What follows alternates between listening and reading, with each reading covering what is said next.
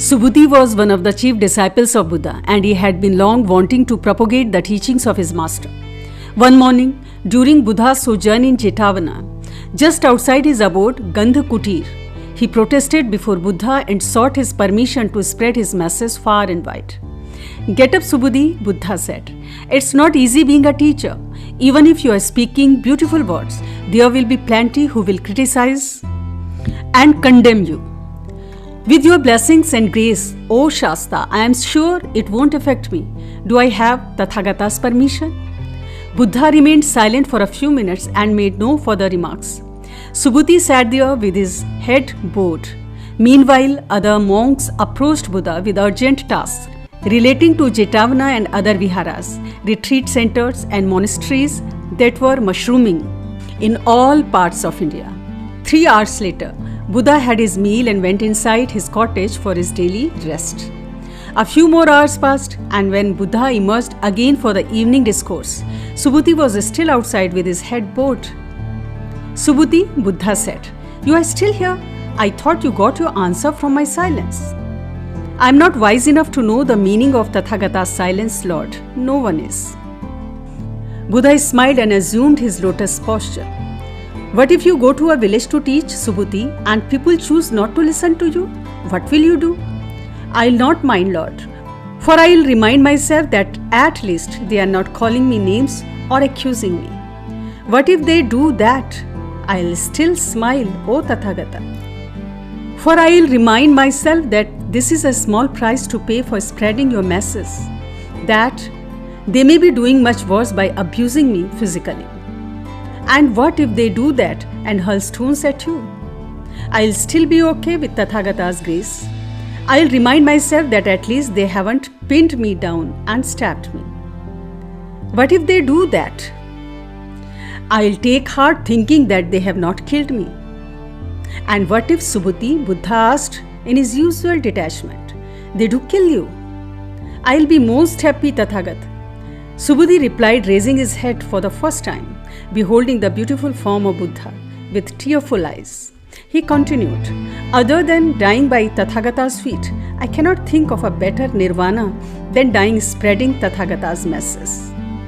"Subhuti," Tathagata said, rising from his seat and embracing him, "you are fit to be a teacher. Morning was merely your test of patience. You have the spiritual attitude required to take on a great cause. In this wisdom of a lifetime, nothing else perhaps could spell any clearer the 3 core virtues that define a person's spiritual attitude: patience, selflessness, and determination. In Subhuti's character, I also see a sense of gratitude and surrender. We cannot develop an unconditional spiritual attitude without cultivating patience and selflessness. Non-fulfillment of desires and expectations is often at the root of human suffering. Why don't people value me? Why doesn't my partner love me? Why isn't the world waiting for me?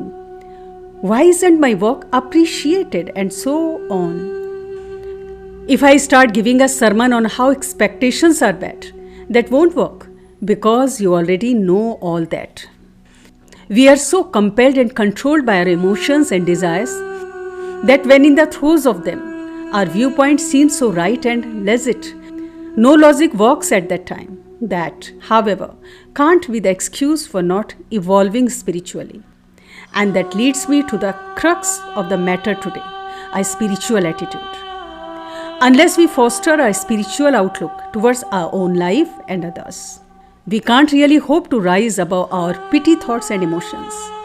We place too much emphasis on self-comfort, on why I am being treated or not treated a certain way. How about why shouldn't I be more selfless? Why shouldn't I be more giving? Rather than being in the crowd opposing Subhuti, why couldn't I be Subhuti instead? A spiritual attitude basically means that we don't always put ourselves at the center of our decisions and actions. Maybe we don't always have to look for what is in it for me.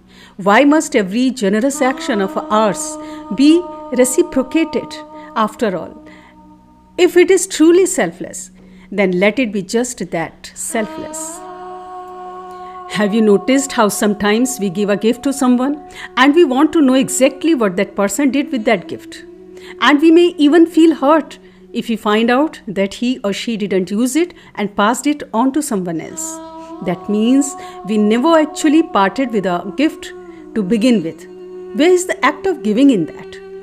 If you wish to take on a cause to help others, some cause that makes your existence more useful, which in turn will make your life more fulfilling, developing a spiritual attitude towards life and a word is a must. Which essentially means that just because the other person is hurting me or people disagree with me and don't reciprocate are not good enough reasons for me to abandon patience, selflessness, and compassion. And sometimes the only way of transcending your small personal issues is by devoting your energy to bigger ones.